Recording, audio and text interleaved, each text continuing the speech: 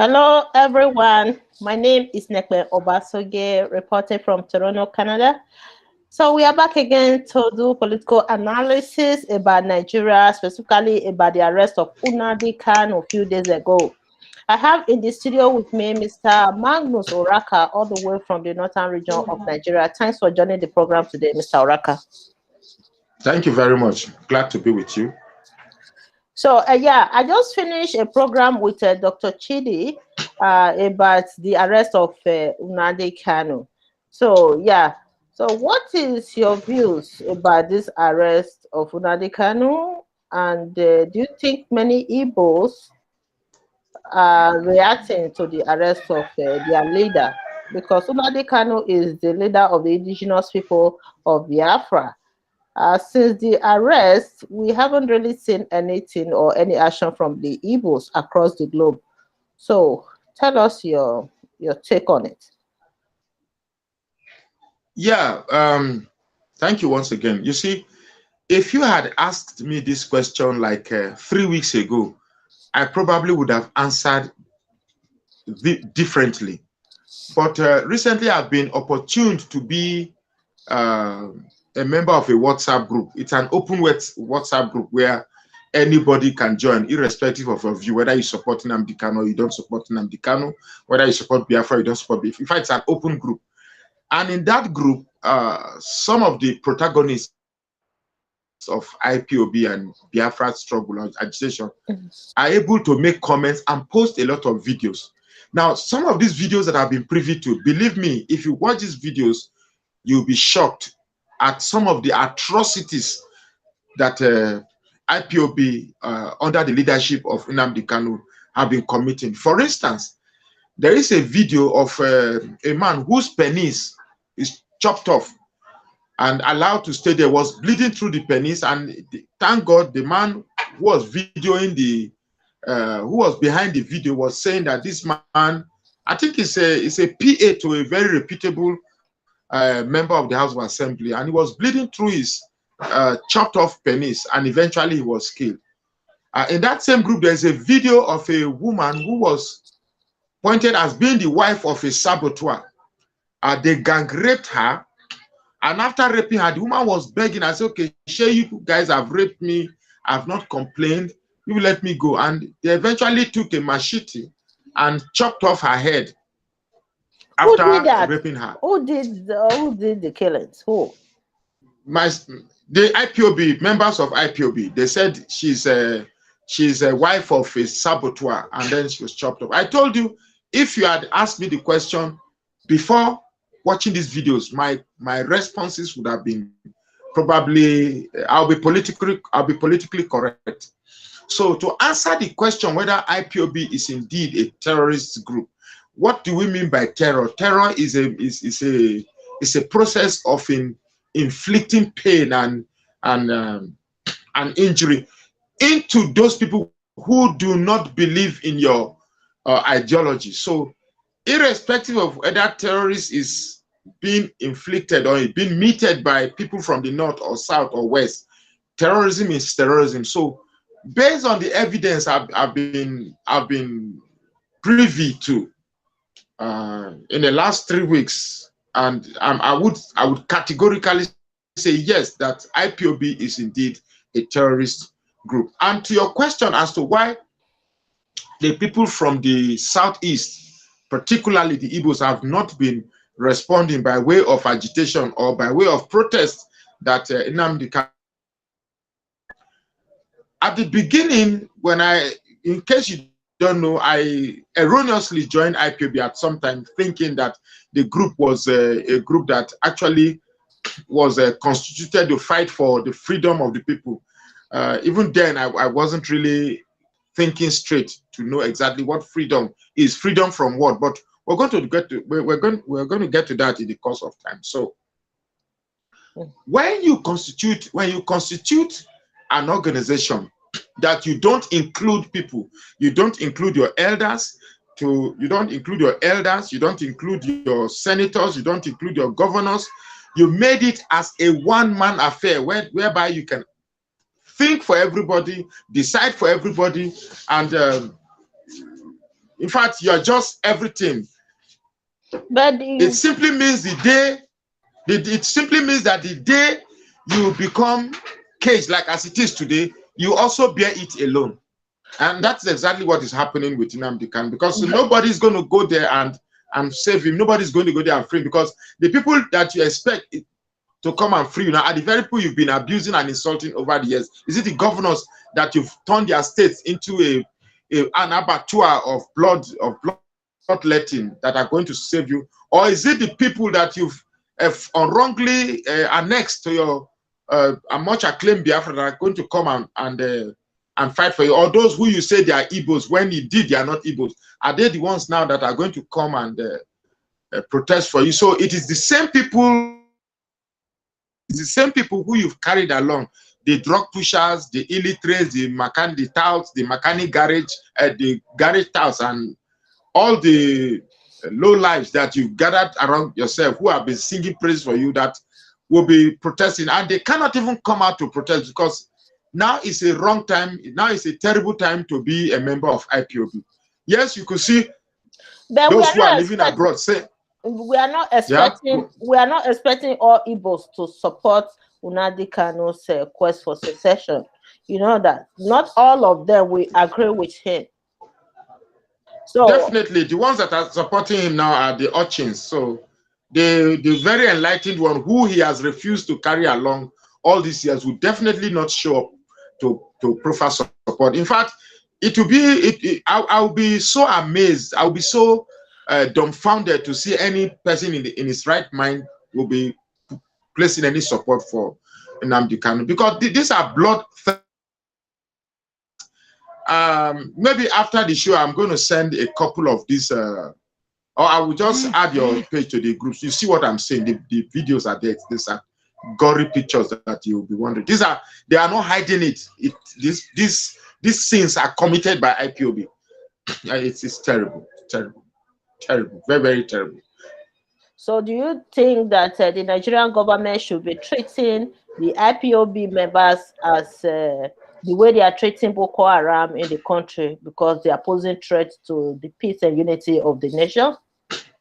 Now, to prove that I'm not being biased, I have said earlier on that terrorism is terrorism, irrespective of where it comes from, whether it comes from the north or south. Terrorism is terrorism.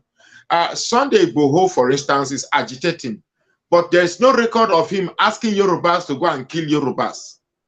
There's no record of him asking his people to go and burn police station or attack people. All he's doing is just protesting with flags and placards. So that's a protest. But in the case of Nnamdi Kanu and the Boko Haram bandits, these are people who have taken protest to another level that results into killings of the very people you claim you want to free. So to me, IPOB is a terrorist group, and then the Boko Haram is Boko Haram and Mieti Allah and bandits, whatever. They are all terrorist groups. However, I am not happy with the fact that the federal government has shown their ability to curtail Nnamdi Kanu. So I would want the federal government. I don't think IPOB is a terrorist group. I don't think so.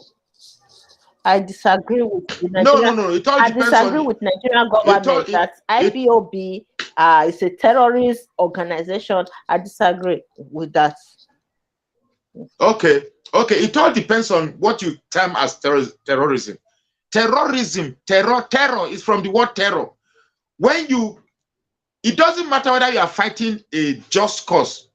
It's just, you might find terrorism as a difficult concept to accept if the people indeed are believed to be fighting for a just cause. Maybe they are being marginalized or they are treated badly and therefore they are fighting. But they are fighting for freedom. They said, according to what Chidi told me today, that they have been demanding for a referendum because they are demanding for independence, the Biafra land.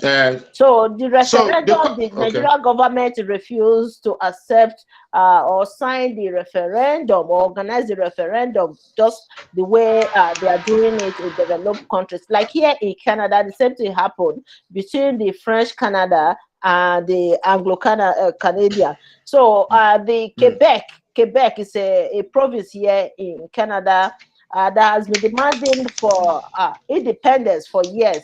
So the referendum happened. The last one, they didn't win it. It was just a slight difference. So the same thing that the indigenous people of Biafra is demanding from the Nigerian government for a referendum. It's just a simple thing, referendum. The Nigerian government failed to listen to the request of this group of people.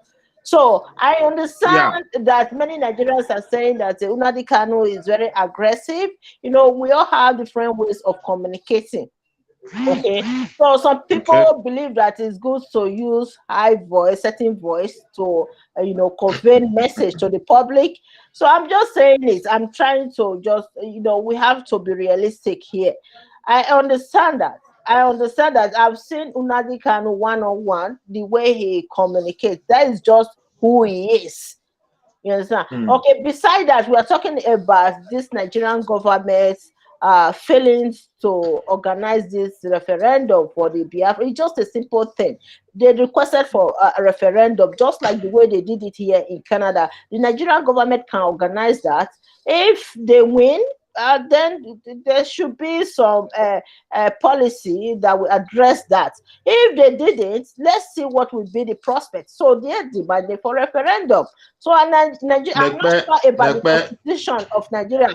Mr. Oraka, I understand you. I'm not sure about the constitution of Nigeria. If this idea of secession is included or part of the constitution of Nigeria. But somebody told me a few years ago that in Nigeria constitution, there's no such thing as secession. There's no group entity that is permitted to say yes.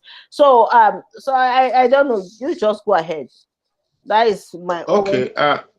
Okay. First and foremost, you used many concepts: secession, freedom, constitution, quite a host of many concepts that you lumped in one sentence. First and foremost, remember immediately, the Southeast are saying that they are fighting for freedom. The question I have consistently asked is, freedom from what? What are you exactly freeing yourself from?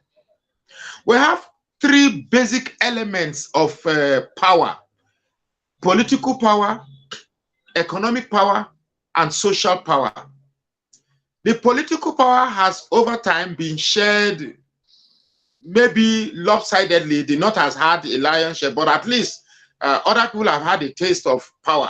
The Yorubas have had their own taste of power. The South or South-South or Southeast have had a taste of power. Don't forget that the same people who said that South-South is Southeast will not forget that Goodluck Jonathan is from South-South, where you say it's Biafra land. And Biafra has led this country for almost 6 years. I mean, 6 years, yeah. Now, then we have the economic power. You and I know that the Igbos are 100% in charge of the economic powers. They are the ones that are in charge of our commerce in Nigeria. Virtually every major street in Nigeria, they are the one that owns all the shop. In my place where I am now, Rukuba Road in Plateau State, Rukuba Road in Jos. They are very industrious in Nigeria. That's what I'm saying. There's no doubt about that. But you can only be industrious when people give you a level playing ground to display your industriousness. You leave your town to another man's town, and then the man gives you a space to express your industriousness. And then you are asking the people who gave you that land to do your business to appreciate you. An opportunity which you couldn't have had if you remained in your space. This is the central point that is annoying the Fulani man. The Fulani man sees the Igbo man as an ungrateful person who, after the Nigerian state gives you space to perform your businesses, to express your business acumen, to express your industriousness, at the end of the day, you say that you are being marginalized and therefore you want to go. And the idea of referendum, let me tell you the truth. First and foremost, the agitators of Biafra have not clearly defined where exactly is Biafra. So if the referendum is going to take place, where exactly is it going to take place? Is it going to take place within the 5 states, or is it going to take place within the old Biafra map as they banded around, which includes Edo State, your place, and my state, Delta State, and Bayelsa, and places in Benue State, which they said it is a Biafra land. The same people will tell you that Biafra is not an Igbo quest. Yet, what determines where is Biafra and where is not Biafra is Igbo, is where Igbos are being identified. You can see the irony and hypocrisy of this whole thing. The lie that is called Biafra. You said Biafra is not an Igbo quest. Yet, what determines where is Biafra is where Igbos are being identified. So, tell me, who exactly are you fooling? You get me? So, you used a lot of things. So, I'm trying to, if I had a pen, I would have been jotting down this thing. Because, let me tell you, one of the greatest mistakes that protagonists of referendum, you see, people just use words. They don't even know what it means. A referendum is an opportunity for a people who occupied a certain specific area to vote yes or no for anything, not necessarily secession, for anything at all. Now, the mistake they are doing, they believe that if they are giving this referendum, everybody's going to vote yes. They fail to realize that the Igbos in Delta State feel more comfortable living with their Delta neighbors than they are with their own people. In case you don't know, racism, the only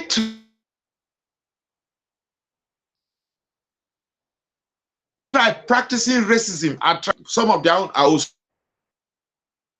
you, or you are less Igbo than I am. Those you have deemed as lesser Igbos, do you think they will vote yes to be in the same country with you? You that have always talked about people who are slaves. In your own place, there are people that you see as slaves. There are people as you see, lesser than you. These are people that we have asked several questions. Okay, you want Biafra. Have you gone to speak with these people that you so much want them to join you? They said it's not necessary. You can see the arrogance in that. For them, yeah, just because they have... The same thing Chidi said, okay, go ahead. That no, it's not necessary. If you are if you don't agree with this map, you can just disapprove it and move on. That is what Chidi said today. I have the... Let me tell you the reason. The reason why they don't want to engage in any form of discussion is because certain intentions they have will be brought forward and they will be meant to sign that thing that will prevent that original intention they have. And the original intention that they have is to use the South region as it is today to have access to the sea and to have access to the to wealth.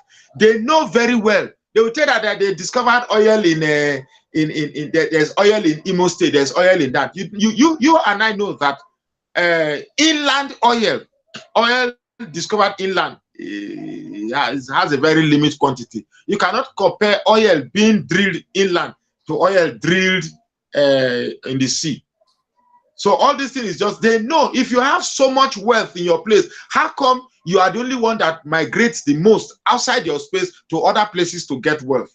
And after getting wealth from other people's land, you want to say that, no, those people that you've gone to their place to make wealth, they should be thankful for you because they've been so stupid all these years not to know how to generate wealth from their space. And you that have all the almighty sense, God has brought you to them to now teach them how to make money, and therefore they should be grateful to you because you came and developed your place. It's a retrogressive mentality that is informed by pure arrogance and complete disregard for people. So that's exactly what I see in this thing. Mr. Oraka, I have this question because I've been asking people questions around this this quest for secession in Nigeria. If it's protected under the Nigerian Constitution or not? If yes, secession is protected under the Nigerian constitution. How come the Nigerian government is not listening to the indigenous people of Biafra and organize what they are requesting for right now, referendum for them? So it's two questions. Okay. One, first is secession, freedom or independence protected under the Nigerian constitution or not? It's a first question. The second one, if yes, why is it that Nigerian government is not listening to the request of the people of Biafra? So, okay. First and foremost, there is no clause that is in the Nigerian constitution that supports secession or freedom or movement, whatever nomenclature is used to describe the action. However, you should know that the people who ensured that Nigeria remained a unified country, an indivisible country, the people who brought the idea that Nigeria is the unity of Nigeria is non-negotiable, that Nigeria is an indivisible entity. The same people who brought that same sentence by their forefathers are the same people crying for secession today. Let's not forget that the Igbos are not the people who started this secession movement. Isaac Adakaboro first started the issue of Niger Delta Republic. Guess what? The people who fought against that secession, well, look, you must connect the dots here. They were not the one who started this Biafra. Biafra was not the first secessionist movement. Niger Delta Republic was indeed the first secessionist movement. And the people who ensured that secession never saw the light of day were the same people that are today fighting for Biafra. The reason is that because there's a long-term intention to ensure that this Niger Delta people continuously, whether through the willfully or unwillingly, annexed to them, because they have a long-term plan. It might not be today, it might be in the future, to use them as a means to an end. That is why they thought that they should not get. So today, you are fighting for Biafra, and the same people you prevented them from having their Niger Delta Republic, you are forcing them and asking them that they must be Biafra and they must support you for secession. The same people that you look down on them, you want them to now support you. It makes no sense to me. Look at the character of people that want secession. They have complete disregard for you. They have no respect. They have no respect for you. They have no regard whatsoever for anybody. Now, there's a game that, because these people, they think politics is business. There's a game that the northern hegemony has played on these people. In case you don't know, the northerners have agreed, even though it is not in the constitution, the northerners have agreed that the referendum should be organized. However, in the mind of the north, the place that they are considering as Southeast is the 5 states. But Nnamdi Kanu replied immediately, telling that Southeast includes Delta State, Benue State, Edo State, Bayelsa State, and in fact, the whole of that region. That's where the referendum should be consulted. Now, these are the people that you've not gone to sit and discuss with them. You believe that if referendum is consulted to them, the Edoma will say yes. You can see the arrogance that is in these people. See, I've been very angry. I've been very angry. So they also included the Benue. Hold on. Let me land. I don't want, because these people they have a way of cutting your videos and saying this is what Magnus said. The same people who have not made the effort to discuss with these people because they are too big. When God was creating human beings, God specially made them far more special than any other human being. Say they are too big to come and be sitting with minnows like you, minnows like Nekpe, minnows like Magnus Oraka, inferior people like Nekpe, inferior people like me, to sit down and seek their consent to join Biafra. Once they say you are Biafra, you are Biafra. They believe that the same me will sit down and say that, yes, I want to join Biafra. With people who will chop up people's penis and kill them, people who kill a married woman with kids, rape her, and then kill her just because her husband was identified to be a Sabo. A Sabo is a short form for our international audience. By Sabo, it's a short word for saboteur. And the only way they determine who a saboteur is somebody who does not agree who does not agree with the ideologies of Nnamdi Kanu. And once you are determined as a saboteur, you are not given a fair trial, you are not represented by counsel, you are not even given an opportunity to explain why you disagree with their ideology, you are sentenced immediately by jungle justice. Either your penis is chopped off or you are raped, and if you are a woman, you are raped and then beheaded.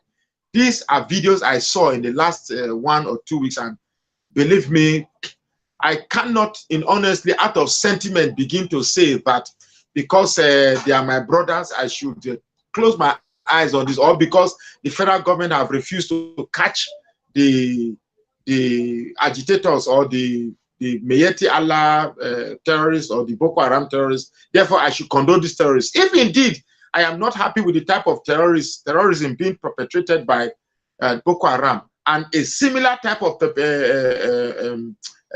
terrorism is being identified in my place, I should be able to say it. Now, the much acclaimed Fulani is doing this, Fulani is doing that, Fulani is doing this.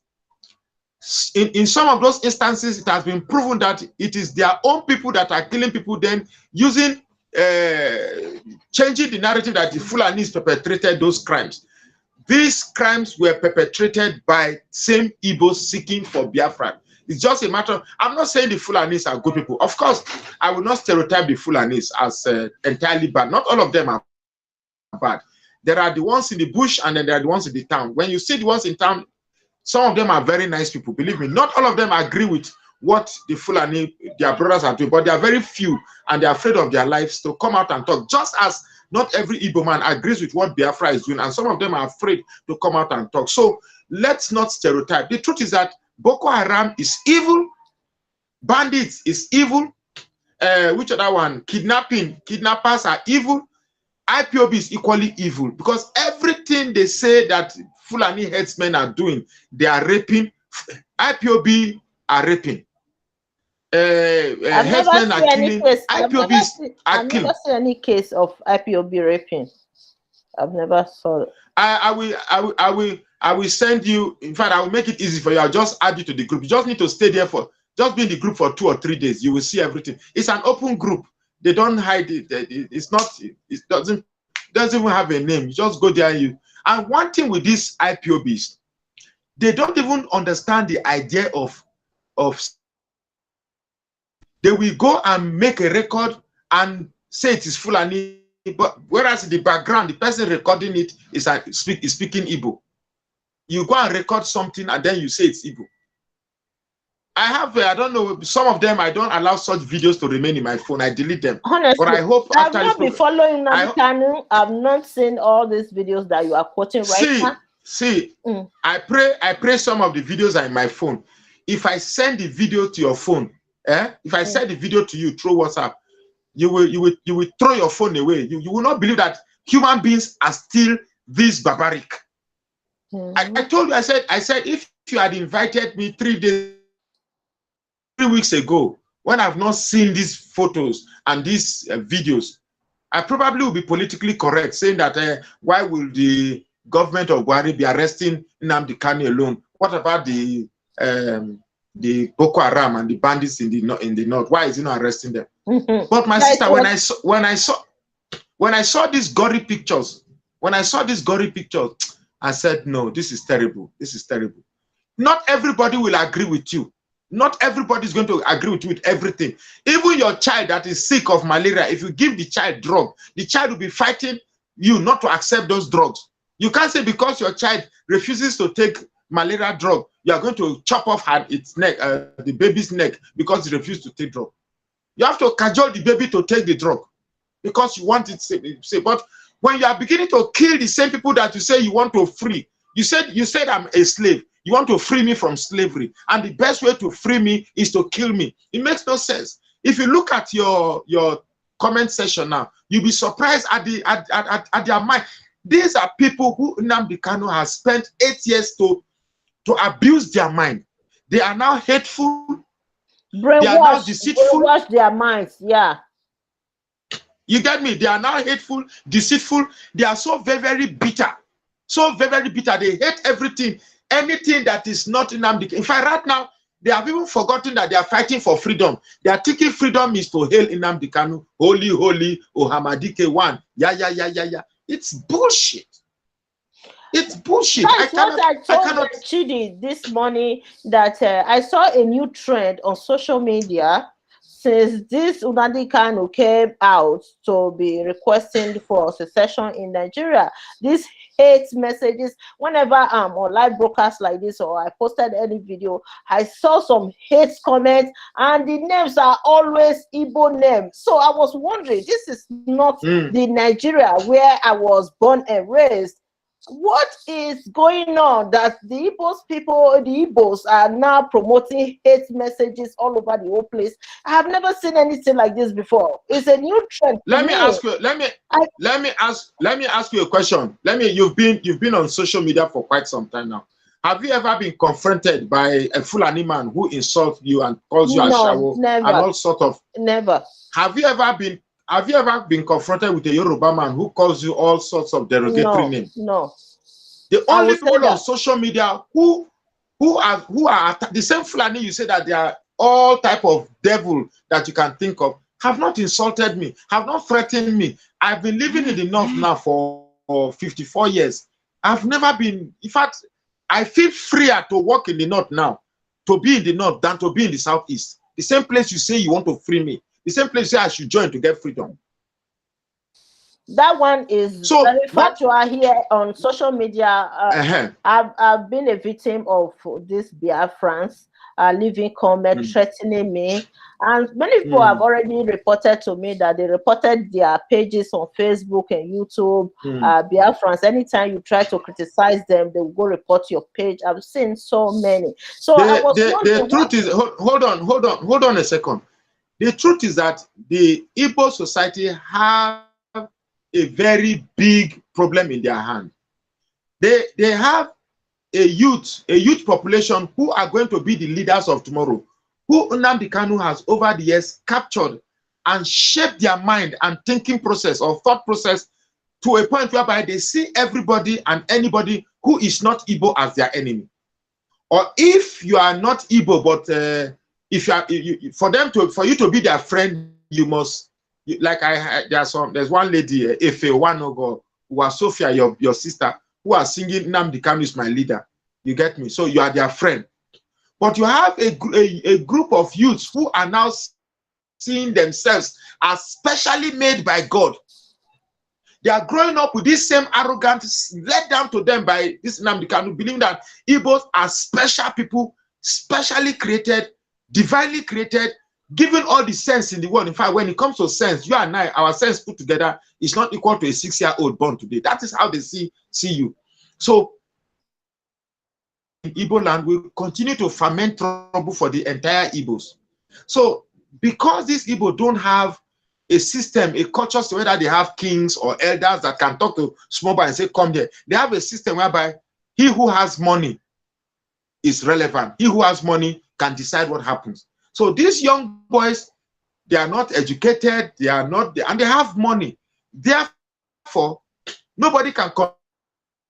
You want one elder who is in the village who is farming to feed, to call one man who is in South Africa making millions of naira to call him, and it is not like your place whereby a young boy who is very rich, an old man who is working with stick, who has nothing, can call him, say, come here, kneel down. The boy will kneel down. They don't have that type of culture. They don't have the whole culture is about money. Once you have money, you are bigger than everybody. So imagine that type of character. They don't have respect for their traditional rulers.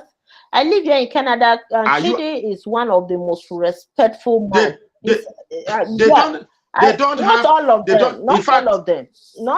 them. Yeah, not all Igbos. Very few. I've seen some good Igbos that have respect for their traditional rulers. Let me give you one example. One Igbo man called me one day saying that he has been watching the way some people are criticizing traditional rulers in Edo State, that I have to talk about this. It is time for me to, say something about this idea of criticizing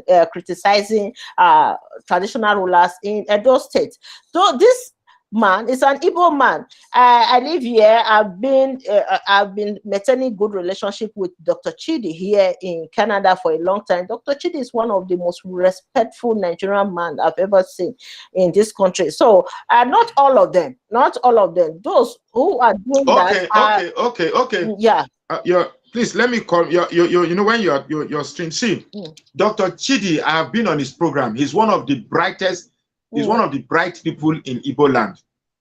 Now, if the likes of Dr. Chidi cannot come to terms with the fact that Nnamdi Kanu has jumped overboard and Nnamdi Kanu is misleading youths who are potentially going to champion the affairs of Igbo land tomorrow, what is the fate of Igbos when a Chidi who has been educated, who is supposed to view issues from its rods and who is supposed to view issues from an unbiased perspective, cannot see the dangers Nnamdi Kanu possesses for their youth? What is the fate of such people? You think I'm criticizing Nnamdi Kanu because I hate him? Look, there's a video where it's live. Nnamdi Kanu was asking young boys to go to Lagos airport and burn things and destroy things. He was live and was coordinating the destruction live. I have the videos are there. The destruction live. One of them now called him and said, yes, chairman, director. Then he was asking, what is the situation report? The person now reported to him that they've killed 5 of their members. The Nnamdi Kanu said, don't tell me about who they killed. I want to know how many police have you killed? How many police have you killed? The man now said that, we have burned down so-so police station, burned down so-so police station, and we have killed 2 people. These are stark evidence against, that is his voice, that is him coordinating the destruction. And you say they are not terrorists? Really? Yes. I need to send you this. I will send you. I will. For 21st century, somebody can be doing that. In 21st century. He was live. He was in a live program coordinating destruction in Lagos. Is Lagos part of Biafra? Lagos, that's not Biafra. You are sending destruction to another state that is not your state. Imagine if a Yoruba man is coordinating Yoruba youths to start mayhem in Ebonyi or Imo or Anambra. What would the situation be like? You've not got Biafra, and yet you have the power to be coordinating your boys to be causing mayhem in Lagos state, another man's state, a state that is not Biafra. At least he has not counted Lagos as being part of Biafra. Is it because other tribes are reason to start a war between their tribes and Igbos, and you think this thing is, we should be quiet about it? A man who's on air saying that you, Nekpe, you are not Edo, you should stop thinking you are Edo, you are descendant of Europe. Look, somebody told me in that group that my name is Oraka, that in those days, that I don't know my history, that his forefathers in those days came to my village because we were depleted in population of men. So their men came to my place and dropped their spermatozoa. So I'm a product of women that were sexed and got pregnant, and I didn't have a father. I don't know my father, and I'm here just talking. Can you imagine that type of arrogance? Yeah. Even though I tried as much as possible to explain that, look, yes, my name may bear a semblance in a word in Igbo land, but does not necessarily mean that I'm from. He said, no, that I cannot say that. I should stop it. He was very emphatic that my name is Oraka, and therefore Oraka, because it has a semblance with a name in Igbo land, I'm Igbo. Can you imagine? I asked them, what exactly do you want? Is it secession or gathering Igbo? Don't mind, you said violence that, or violence. Or violence. What exactly you want? You said the Fulanis are raping your women, are killing your people. The same you are killing your own people and raping your own people. You are doing the same thing the Fulani men are doing to your own people, and then you said, look, somebody should be bold enough. Ever since this man is arrested, have you been hearing any unknown gunmen again? The killing suddenly stopped. It clearly shows that this man is behind the mayhem in Igbo land. So many times we have told him, we said, okay, this method doesn't work, but this is somebody who likes attention. He wants to be in charge of everything. Even the NSAS protest that had no leadership, that had no coordinator, nobody was in charge of NSAS. It was one very good opportunity that if it had been left to culminate, perhaps it would culminate to a point whereby we ask the ultimate question: are we really good as a country? But from nowhere, Nnamdi Kanu forced himself inside and said that he is the one in charge. Today, the country is bad. Buhari is indeed a very bad president. He has failed. The APC administration is the worst presidency that we have had in many years. But today now, we are not going to talk about the failures of Buhari. We are going to be talking about Nnamdi Kanu's capture from now till 26 July. After the first hearing in court, we'll be talking again. Then they will postpone. Then we'll talk and talk and talk. When we are tired, they'll bring him again. So we're going to use Nnamdi Kanu. They are going to use Nnamdi Kanu as a discussion subject, as a distraction subject for all Nigerians until they plan their evil plot to remain in power again for another 23 years. Whereas we keep talking. You see, one thing with the Igbo man is his inability to live with other people. Yes, they come to your place, but they come because they want to do business. It's purely because of business that made them spread, not because they love you and they want to, accommodate you. I've gone to buy spare parts for my car whereby you are selling a product in the place and you are abusing the same people that you're in their place doing business, calling them fools that they don't know because they are not pursuing money the way you are pursuing money, and therefore they are fools. So I think the problem that we have here for those pursuing Biafra is an attitudinal problem. It's attitude. You have an attitude that doesn't show respect to people. You have an attitude that has disdain and contempt for the people that you are in their land making money. And this is where the Fulani man is angry. But yes, the way they are promoting these hate messages on social media, sometimes I would be wondering, even though I don't discuss it by IPOB, the people, the indigenous people of Biafra, all the time on, I don't really have time discussing. I've not been following Nnamdi Kanu. You are just telling me now about what is going on. I don't even know anything. I'm so surprised that many Igbos or Biafrans will come to my page as if I'm Buhari or I'm the daughter of Buhari. I was wondering, am I the person causing this problem in Nigeria? I wasn't even born when Biafra war happened. Why is it that you are putting the frustration on me? I'm here in Canada. I've been affected by the weak governance in Nigeria. Everybody is a victim of what is going on in the country. Why are you putting this frustration on me, calling me names all the time? I really don't know what is going on with Biafrans. Oh, I lost it. I hope he will come back again. So that is the thing. If you are demanding for a secession in Nigeria, it does not really justify you insulting people, being aggressive, as if I'm the cause of your problem. Look at me. I've been affected. The way you are complaining, I'm also a victim of the bad governance, the weak governance in Nigeria. We are all victims. So you cannot put your frustration on anyone, be insulting me all the time on social media as if I'm the cause of your problem. So that is the area I'm concerned about. If you are demanding for secession, fine. You have the right to demand for secession.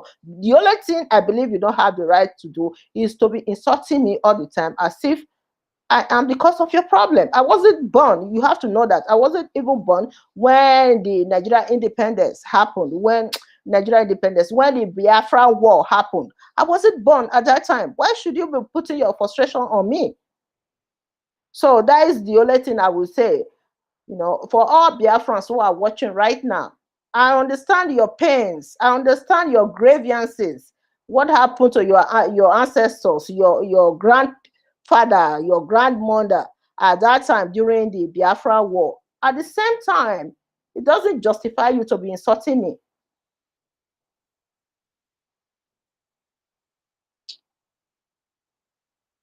Let's see if I can bring Mr. Oraka back to the program.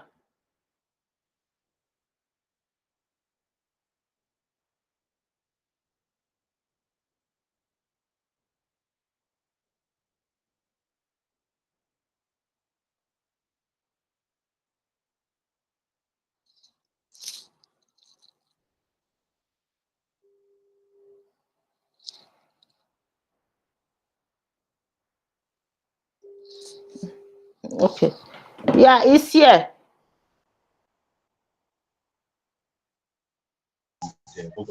No difference. I see no difference with Boko Haram. So what I was saying, Mr. Oraka, is that I understand that the Biafrans, they are demanding for secession in Nigeria, independence. However, it does not justify them to be insulting me on social media. Even though I don't discuss about the Biafrans, I've not been following Unadi Kanu. But whenever I'm on live broadcasts like this, I used to see Igbo names who call themselves Biafrans insulting me all the time.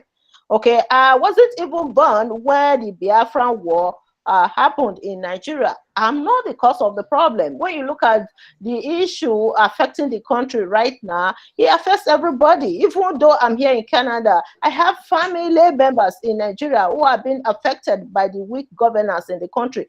Can you hear me? Yeah, I can hear you. You don't have the right to be insulting me all the time. Can you hear me? Media. Okay. I can hear you. Go ahead.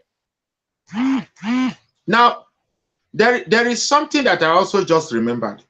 These people, they will insult you and say that you are accepting the name Nigeria, nigger area, a name given to you by a prostitute, that Laura Shaw was a prostitute carried by Lord Lugard. They gave you name. Now, the same Biafra you are asking me to accept, the Biafra name is from, Biafra is a Portuguese name that was used to describe areas, their trade route, where they trade slaves and the products. Before the Europeans came, the Portuguese were here long before them. So it was a name used to describe areas like present Southeast, Delta, Guinea, and some places. So it is also a slave name, the Biafra, the name same. So you are asking me to jettison one slave name, nigger area, and accept Biafra just because there's Bia inside. A Bia means come in Igbo, Biafra, and you say it's you see, the truth is that as I was growing up, these people have always told me that the Yorubas are tribalistic, Yoruba are tribalized. The truth is that today, as I'm speaking with you, I have come to the realization that the people who are far more tribalized than Yorubas are the very people who are claiming others that they are tribalized. Because they can't seem to think outside the idea of expanding the Igbo tribe. That's exactly what I'm saying there. If not, if that is not the case, why are you forcing people who say they are not Igbos to accept being Igbo? Why? Yeah, it's like by force. That I'm not saying that Igbos and Edos. I'm not saying that Igbos and Edos cannot live together. But if at all we must live together, there must be an understanding and mutual respect. You cannot say because your population is small. Igbos. I told you that somebody has told me that Igbo friends. Yeah, and of course, we're talking about IPOB. We're talking about the Igbos in IPOB. I've seen someone who told me that we Urobos, that who are we? That we are still walking on barefoot and wearing pants. We are still dressing naked. We have not civilized yet. We are still wearing pants and walking on barefoot. In the 21st century, you are describing my people like that, and then you want me to like you. You want to insult me into a position of liking you. And then when you react, they say you hate Igbos. You think you are the only ones that can be making sweeping remarks on other tribes and people cannot make. Who are you? Who do you think you are? You can sit down and be saying that calling us, the other day I saw them becoming referring to Edwin Clark as an old fool. You think when you talk to your elders anyhow because you have small money, you think that's what we do? In my culture, no matter how much money you have, it doesn't give you the authority to disrespect your elders. An elder is an elder, irrespective of how much he has. You understand me? So that is not a good culture at all. Don't tell me that we are Republican and we don't subscribe to a king. Well, guess what? I subscribe to a king, and my king has the final say. It shows that I have an origin. It shows that I have a heritage. It shows that I have a custodian, and it shows that I have somebody. We have decided that in case there is disarray in our system of cohabiting within each other, we have someone that can call us together. A very good example is the Oba of Benin. When supporters of APC and PDP were killing themselves and burning themselves, the king had to call Oshomole, Obaseki, and what's the other man's name? Osage together. and mediate to foster peace. In the case of these people, in case one rich man are fighting and the supporters are killing each other, you don't have somebody who will do that. Because this one will say he has money, that one will say he has money, and nobody will call them to order. So there are people who don't have somebody to coordinate them, and they come and say that they are Republicans, making you feel that they have a culture that is superior to your own. Tell that to the birds. That's stupidity. The same people you claim you give me a country whereby everything is milk and honey. The same there's no clear example in your region where you point and say, okay, this is an example of good leadership. None whatsoever. The same people that were given an opportunity to lead Senate, common Senate, at least after presidency, the next position is Senate. You were given to lead Senate. In 4 years, what did we have? We had people, brothers of the same culture, the same tradition, the same religion, the same race, the same heritage, fighting and undoing one another, to the point that we had 5 senators in 4 years, which means not even one Senate had the privilege of having an average of 1 year in office. And the whole of that 4 years went because no laws were promulgated, no bills were passed, because people were fighting Chika or Kadibo, Evans, Ewere, Pius, Ayim, whatever.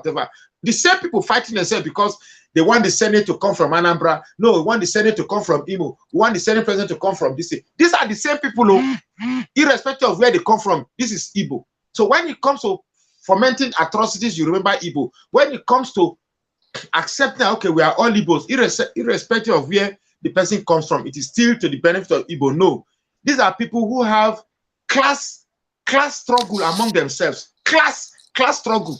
You call someone that speaks the same language that his forefathers were slaves to you, and therefore it is inferior for you to even contemplate marrying my daughter, or I cannot marry from a place because you guys are inferior. Same tribe, same people practicing racism among themselves. And then these people are telling you that they are going to get a country. Look, even if you have Biafra today that is exclusively Igbos, they will still fight and kill themselves. Let's look at the issues affecting the country holistically. Let's just look at it. When it comes to corruption, in Nigeria, in these 5 states of the Eastern region, in most cases, the governors are all Igbos. How much have they been managing their states over this? And that's one of that thing again. Are they corruption free in Nigeria? If, for instance, this Biafra land is that's very good. That's a very good question. That's a very good question. I told a young man who called me one day. I said, look, do you know that the 5 states in the East has 15 senators in the House of Assembly? That your Igbo people are the ones with the highest number of Senate in the House of Assembly. One tribe. Even the Fulanis that you talk today, they don't have 15 senators in the Senate chambers. Forget that. You see all of them wearing agbada, all of them wearing agbada. They are different tribes. Not all of them are Fulani. You have 15 senators from one region because for failing to utilize the opportunity. Do you know that Igbo man is the only state with a region ascribed to it? Igbo man is the only tribe that has a region, Southeast, named to them, exclusively to them. Igbo man is the only tribe that has 5 governors of the same culture, same tradition, same everything to them.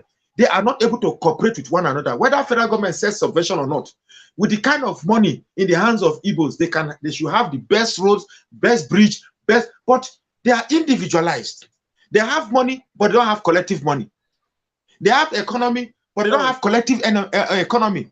Everybody's doing his own thing, his own self. If they have the ability to synergize their economy and their money together, they don't need to wait for federal government to have an international airport. They don't need to wait for federal government to have good roads. If they have the ability to be diplomatic, okay, talk to Bias. Not necessarily internal revenue. They have revenue outside. Do you know that? Okay. That is what I wanted to say, that the governors, the governors, the Igbo governors in Nigeria, if really this dream for Biafra land they would turn Biafra land into a paradise on earth, we should see it now among the leaders, the Igbo leaders in the eastern region of Nigeria. You don't wait for the federal government to generate internal revenue. You don't wait for the federal government to be a good governor. See, let me also say. So we should look at that aspect. Let me also say something. Yeah. Let me also say something. The place we call Southeast alone, forget that they shared it small. The entire Southeast put together is a very small environment that may be the size of Delta State. And you have 5 governors managing that small space. And today in Nigeria, they are the only people that cannot coordinate together. They don't want to communicate together. They will not communicate together. That place is so small that if they want to turn that place to London, they can turn that place to a mini heaven. If you cannot manage a small place like that, how do you want to manage a big place like Biafra that you want to add Delta, you want to add Biafra, you want to add River State, Cross River, everybody together? Show us an example of what good leadership is. Perhaps we'll say, okay, yes, if we have this Biafra, it's going to be heaven, but there is none. My state is far more organized than the entire South is put together. Delta State. We are living with Edo State. We don't have problem with Edo State.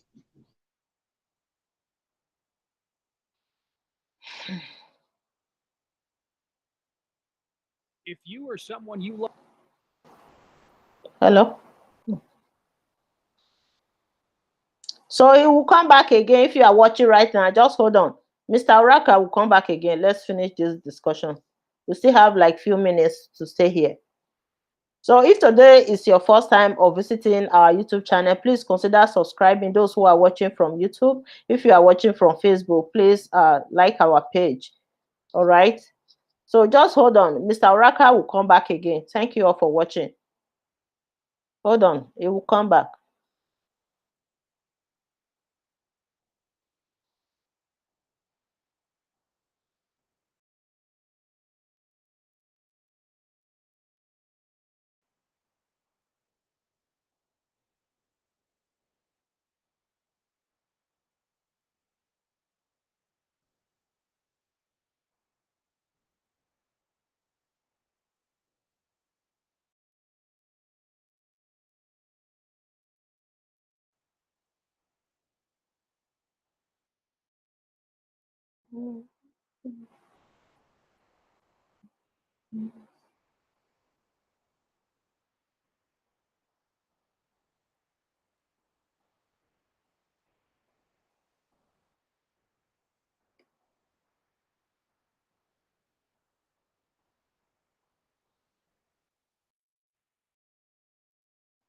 Mr. Oraka will come back. Please, guys, just hold on for a few minutes. Okay, I think he's here now.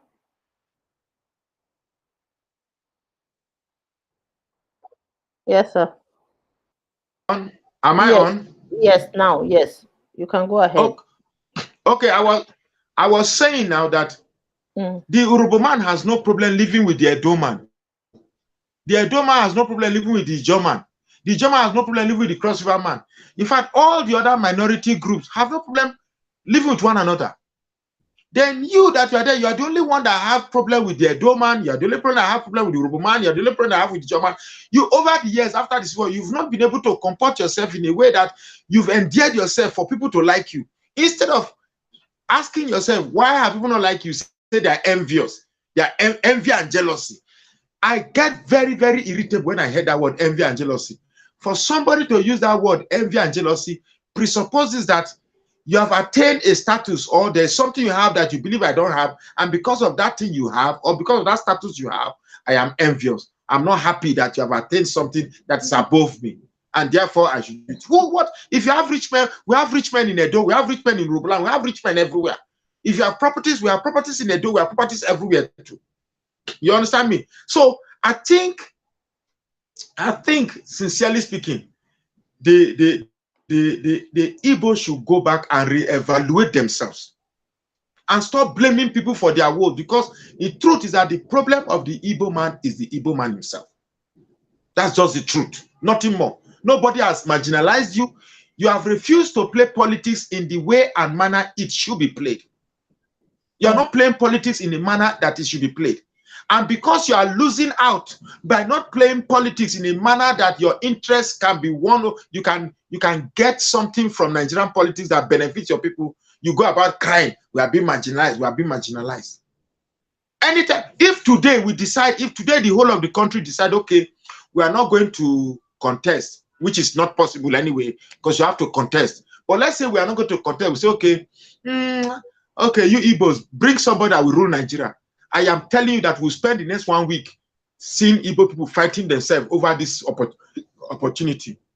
They will first of all say the president should come from Anambra. No, it should come from Inewi. No, it should come from Imo. No, it should come from Enugu. They have many states, because they have many states under the eastern region. We should be expecting that. For me, I'm not surprised about that. Even though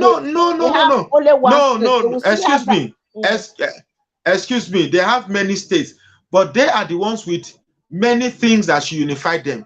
They practice mostly one religion. They practice mostly one deity. They practice mostly one tradition. Almost everything about them is the same thing. So the possibility of them disagreeing over anything is limited. I think what is causing the disaffection and distraction and separation is ego. Is ego. And because they are individualistic, there's competition of ego. This one wants to prove that, well, I am better than you. I have more money than you. I am better placed in society than you. I am better. In fact, as a person, I am bigger than you. You should not get what ordinarily should come to me. Because of my status, I am better than you. That is what is causing this fight. It's not because they have many states. It's a problem of ego. That's all. It's not state, it's ego. It's a competition of ego. Like, okay, there's something that happened in Yobe State. The governor died, and the first lady said no, that she wants to be a first lady because the deputy governor was somebody that they were just trying to help.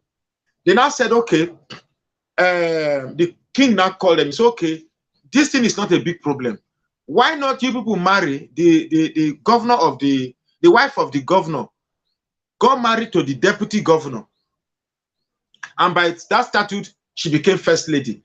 They must not sleep together, but it is on record that she is legally married. So they solved the problem. There was no fight, there was no quarrel, there was nothing. Can we have that kind of understanding in the South? Can we? This is not even Igbo self, the general South. Can we have that type of understanding? We will fight and kill ourselves. So what I'm saying here is that we should have the ability to make sacrifices. Everything must not be fashioned to suit your ego. Everything must not be fashioned to suit your interest. We are the most greedy people, and this time not Igbo, the general South. We are the most greedy set of human beings on earth, and it is our wickedness and our inner. Look, we should be happy that for us, like the South people, we should be happy that we have a culture of respect. If, for instance, we too didn't have this respect culture whereby you have to respect your elders, whether the elder has money or not, we would have been so disoriented and so disorganized like our Igbo brothers too, who have no discipline. Once you have money, you can step on your elder's head and talk to him anyhow. So it is what is helping us. Otherwise, we would be the same thing too. But in Nigeria, I have evaluated the tribal groups in Nigeria. Yes, the northern region is accumulating a lot of terrorist groups like the bandits, the Boko Haram, the Fulani Herdsmen. I agree with that. But when it comes to honesty in Nigeria, for me, I believe that the northerners, they are the most honest. They are the most honest people. Very, very honest. Bring Hausa man. Very, very honest. Bring Hausa man. Bring one Benin man, one Igbo man, one Yoruba man, and transact business with them and see who will be the most honest person among these tribal groups that I just named.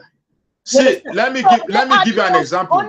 People in Nigeria, we cannot deny that. Yeah, they are the most honest. Let me give you a very good example.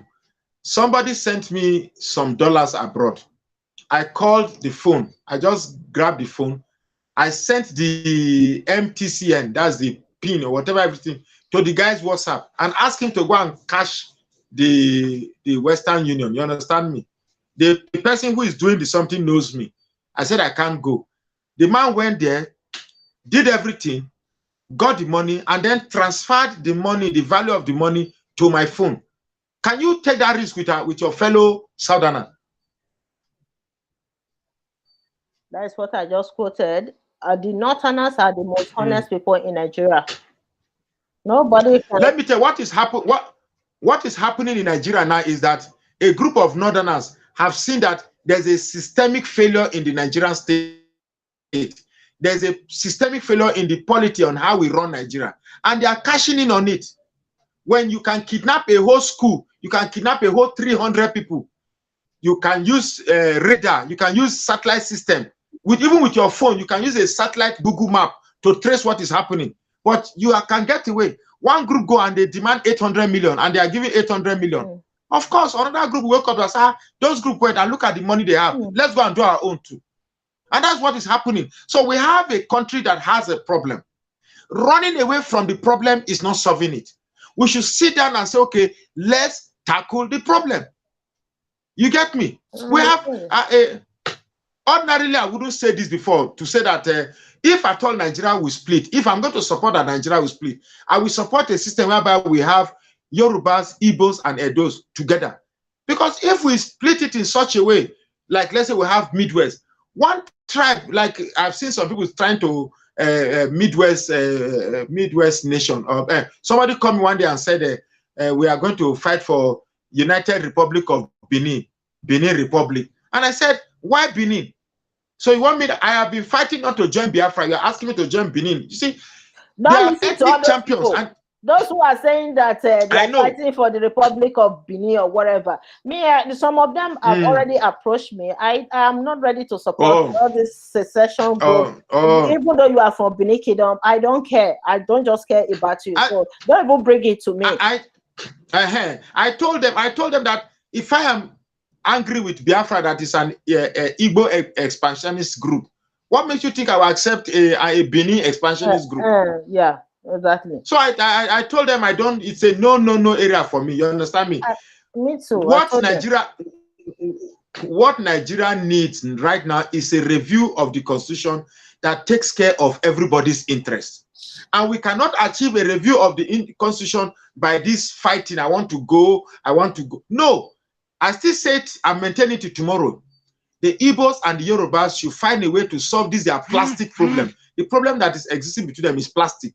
During 1960 something, in 19, every Hausa man has forgotten what happened in 1970, 1980. They are so focused. It's what will happen in the front they are looking for. What will happen in the next 3 months, in the next 1 year, in the next 10 years. They've mapped out strategies for them. Whereas we are busy fighting over what happened in the past. The Fulanis are busy fighting for what they will get in the future. That is the difference between the Fulani man and us. So we must learn to forgive and forget the past and dwell and focus our energy on what we can get in the future. The idea that we are in a country whereby we are fighting ourselves, and because we are focused on this fight, the enemy is coming into us and taking our resources, makes no sense to us.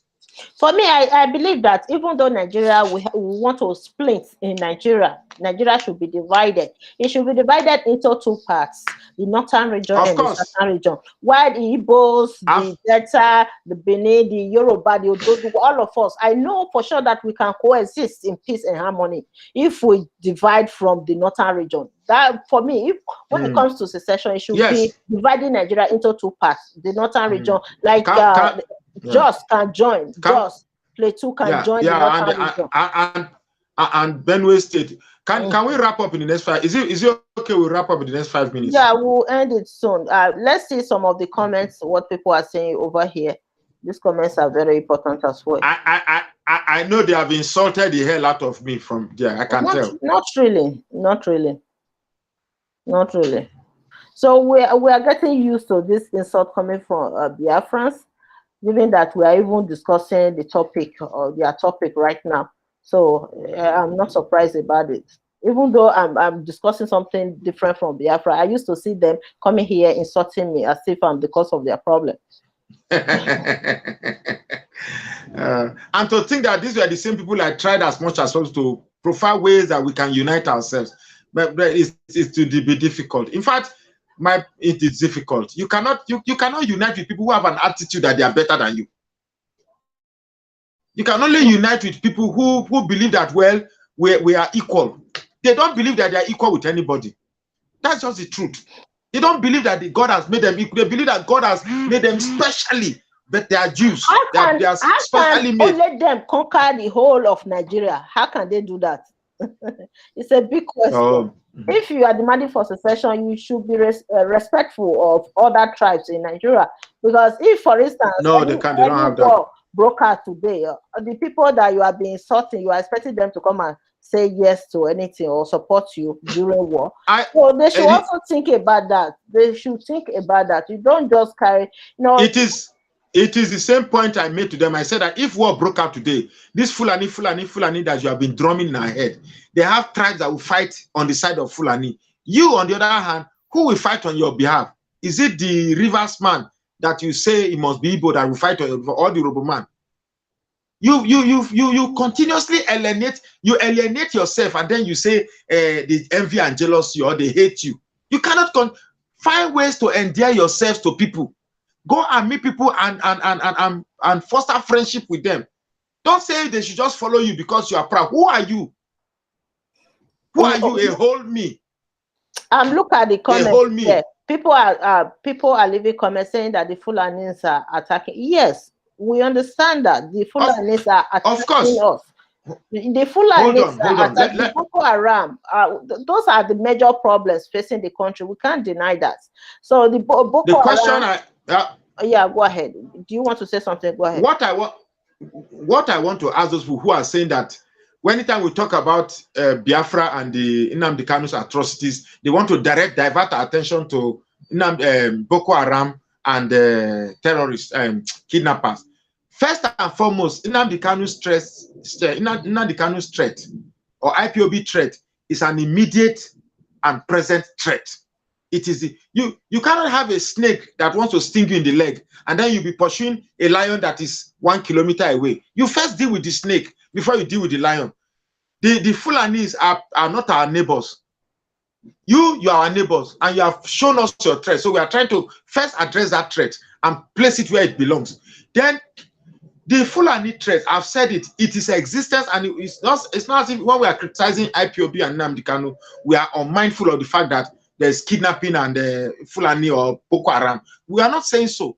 But you cannot say because there is Boko Haram threat or there is kidnap threat, and then you bring your own form of evil and you say that, well, because there's Boko Haram evil, we should ignore your evil. That is senseless to me. You cannot say because Boko Harams are kidnapping, then we should ignore your own form of kidnapping. Or because Boko Harams are killing, we should ignore your own form of killing. Because the truth is that most of the Fulanis are kidnapping our distance. At least video evidence have proven that some of these kidnappings are actually perpetrated by the same people crying that their people are being kidnapped.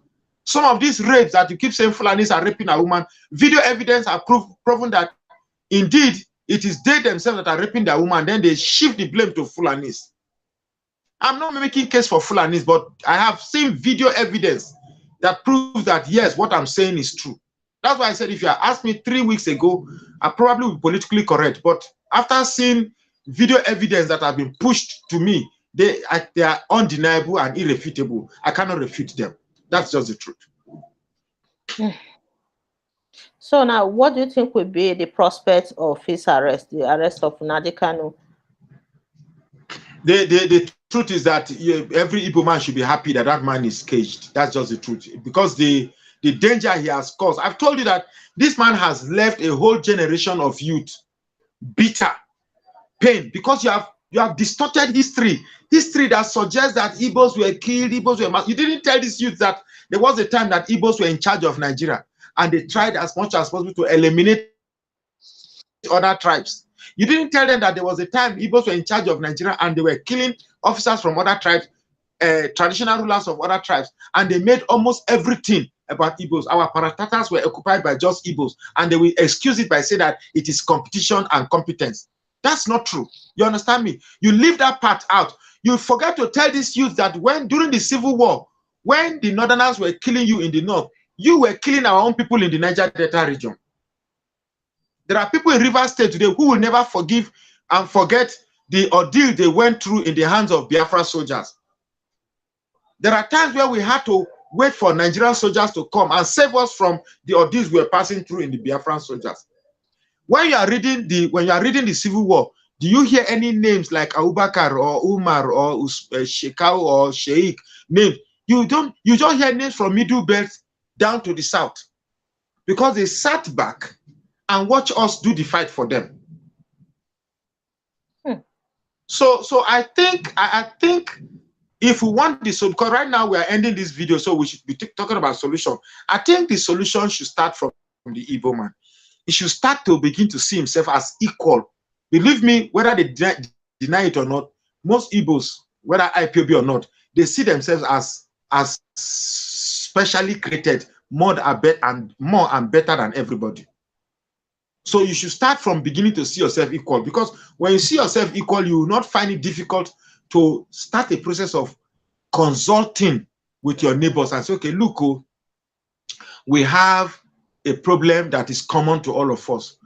This is what we want us to do together. If we do it like this, we promise we will not do this, we will not do this. What are your fears? Okay, the minorities in our group say, okay, we fear that you dominate us. We say, no, we will not dominate you. Put it in writing and sign it.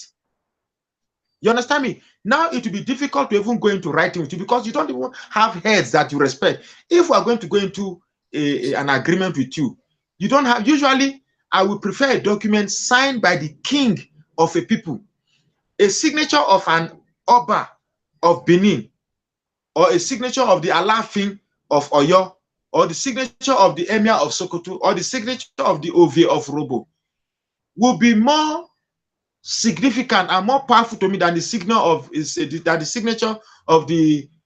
chairman of Igbo people, or the chairman of Ohanese. How can you be operating chairman at this point? I forgot to ask Dr. Chidi this question this morning. I know I'm trying to ask a question that's a little bit out of this picture. However, from my observation, I've met Nnamdi Kanu 101, and I think this man is facing serious mental health issues. Absolutely, people, there's no doubt about it. And there's no doubt about it. The Igbo people are not recognizing this. For me, I think it's very problematic. If they can see Nnamdi Kanu as someone facing serious mental health issues, I think it will shape their perception on what to believe. What to believe, or his message, how to believe his message, or address his message. The man is suffering from psychotic schizophrenia. It's a narcissist suffering from acute psychotic schizophrenia. That's just it. A man who believes that he sees the world only from his binoculars. Everything must go according. And maybe even very intelligent, and he has all these scouts and drug pushers and killers who are believing what he says. But Mr. Oraka, so my sister, I'm very tired now. We should wrap up. I'm very tired now. Okay. Hello. Okay, yeah. Let's just end the program. Thank you so much. Thanks, everybody. There are a lot of comments right here, but it's okay. Next time we'll take it from there. Thank you, sir. Thank you for joining the program today. God bless you. Thank you very much. Okay, sir. Bye. Bye for now. Bye, everybody. Bye.